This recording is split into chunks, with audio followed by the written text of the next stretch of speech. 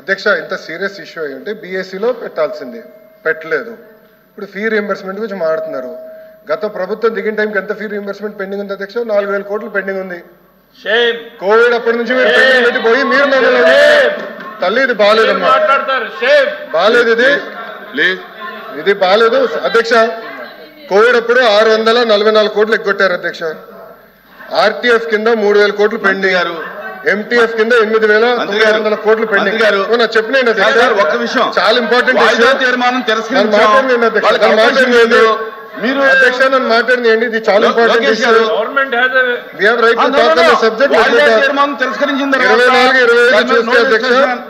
24-25 చూస్తే మన ప్రభుత్వం కూటమి ప్రభుత్వం వచ్చిన తర్వాత 1,200 కోట్లు రిలీజ్ చేశాం.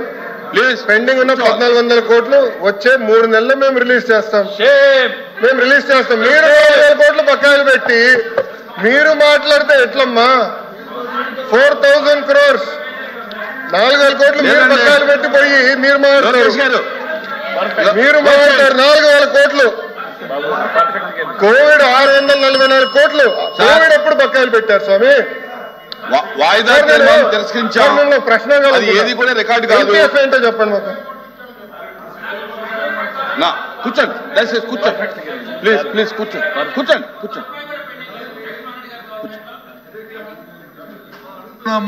మంత్రి గారు వచ్చి అన్ని లెక్కలు చెప్తారు కదా, చర్చ పెట్టండి. చర్చ చెప్తారు మంత్రి గారు అధ్యక్ష ప్లీజ్ కూర్చోండి. లోకేష్ గారు కూర్చోండి. మీరు బీఎస్సీకి కనపడలేదు ఇంపార్టెన్స్. బీఎస్సీలో మీరు రేజ్ చేశారా? నేను బొత్స గారిని సూటిగా ప్రశ్నించాను. బీఎస్సీలో మీరు రేజ్ చేశారా ఈ ఇష్యూ? బీఎస్సీలో మీరు ఇది ఇచ్చారా? కనీసం అడిగారా? మీరు బీఎస్సీలో ఇది కనీసం అడిగారా? మీరు అడిగారా సార్? సార్ బీఎస్సీ ఎజెండా మీరు పెద్దలు, మీరు సీనియర్ మోస్ట్ హౌస్ లో, ఫరూక్ గారి తర్వాత మీరే సీనియర్ మోస్ట్ హౌస్ లో. నేను మిమ్మల్ని కోరేది ఏంటంటే, మీకు అంత ఇంట్రెస్ట్ ఉండుంటే మీరు కూర్చొని చైర్మన్ గారితో మాట్లాడి ఎజెండాలో పెట్టుంటే సమాధానం చెప్పినా మేము సిద్ధంగా ఉన్నాం. I have right sir. Sir LOP గారు I have right to answer. నాకు హక్కులు లేవా హౌస్ లో?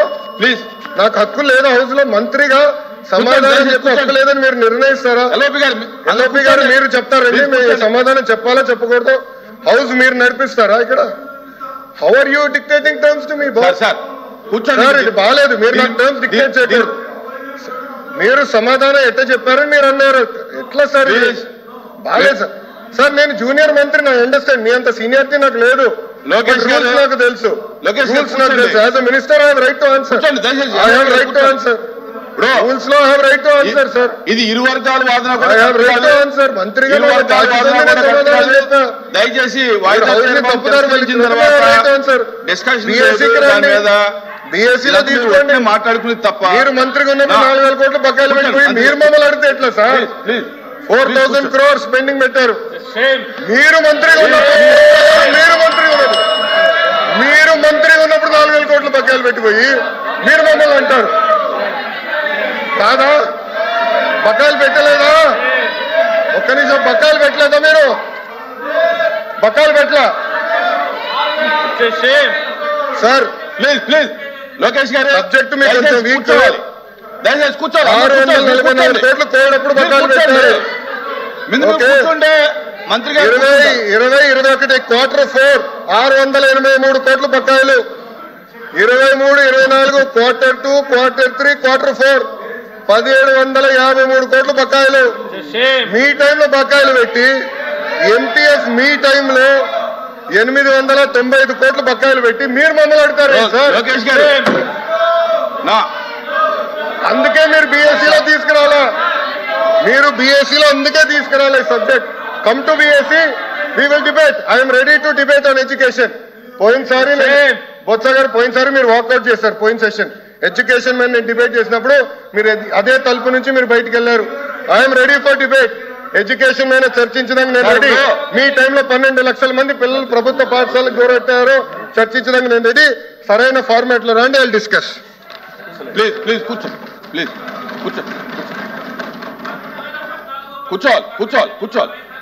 చంద్రశేఖర్ రెడ్డి గారు కూర్చోండి. కూర్చోండి అధ్యక్ష కూర్చోండి మా కూర్చోమనండి, మెంబర్స్ని కూర్చోమనండి, మెంబర్స్ని కూర్చోమనండి.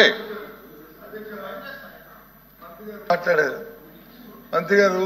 ఇక్కడ హౌస్లోకి వచ్చిన తర్వాత జూనియర్ సీనియర్ అనే పక్కన పెడితే కొన్ని సభా సాంప్రదాయాలు ఉంటాయి. ఆయన మాట్లాడిన మాటలు వీఆర్ యూ టాక్ ఈ పదాలని దయచేసి పౌరుష పదాలని అవి మాట్లాడకూడదు. ఒకటి ఒకటి ఒకటి రికార్డులో చూసుకోండి, రికార్డులో చూసుకోండి, ఒకటి నేర్చుకోండి, ఇంకోటి ఏదైతే మంత్రి గారు చెప్పారో సరే కూర్చోండి ఒక నిమిషం, ఒక సెకండ్ సార్. ఆయన చెప్పింది ఏదైతే మంత్రి గారు చెప్పారో 400 కోట్లు 4,000 కోట్లు మేము బకాయి పెట్టామని అవన్నీ వాస్తవ విరుద్ధం. చర్చపెట్టండి, చర్చలో మాట్లాడదాం. అందుకే చర్చలో మాట్లాడదాం. వాస్తవ విరుద్ధం మాటలు చెప్పి సభను తప్పుతో పట్టించడానికి ప్రజలు మభ్యపెట్టడానికి దయచేసి పంపిపెట్టారు చాలు. పంపిపెట్టి మోసం చేసి చాలు. ఇంకా ఇక్కడ నుంచి అనుకోండి. మంత్రి గారు వాయిదా తీర్మానం తిరస్కరించిన తర్వాత దాని మీద ప్రభుత్వం తరఫున మీరు వాదనగా దిగటం, మీరు క్లారిఫికేషన్ ఇవ్వడం అనేది అది కాదు. దయచేసి ఒకవేళ మీరు అలౌ చేయమంటే కనుక రేపు వాయిదా తీర్మానం ఇస్తే నేను అలౌ చేస్తాను. ఈవేళ ఈ సబ్జెక్ట్ తిరస్కరించాను, ఇది అయిపోయింది, క్లోజ్. రేపు ఒకవేళ మీ ప్రభుత్వం సిద్ధంగా వినండి ప్రభుత్వం సిద్ధంగా ఉంటే కనుక రేపు వాయిదా తీర్మానం ఇస్తే నేను మీరు అలౌ చేయమంటే అలౌ చేస్తాను. అజెండా మొత్తం వద్దా సార్?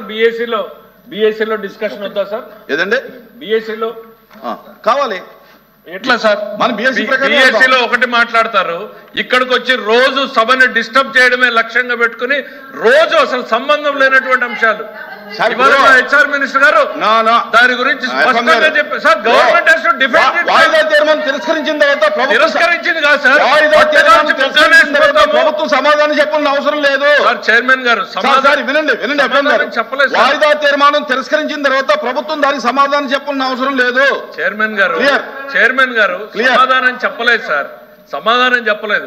బట్టగాల్చి ముఖానేసేటువంటి ప్రయత్నం చేస్తుంటే దానికి సంబంధించినటువంటి సంక్షిప్తమైనటువంటి వివరాలు ఇచ్చారు. పూర్తి వింటే గుండె రాగి చేస్తారు సార్ వీళ్ళు. ఓన్లీ హెడ్ లైన్స్ మాత్రం చూపించారు. ఈ రోజు పూర్తి సినిమా చూస్తే గుండె రాగి వీళ్ళకి.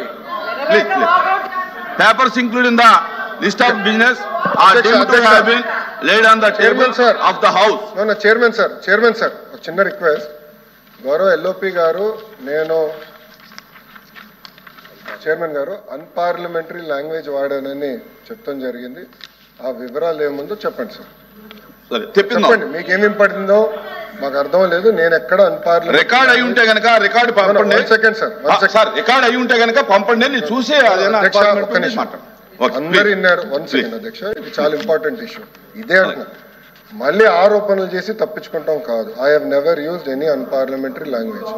నేను చాలా గౌరవిస్తాను.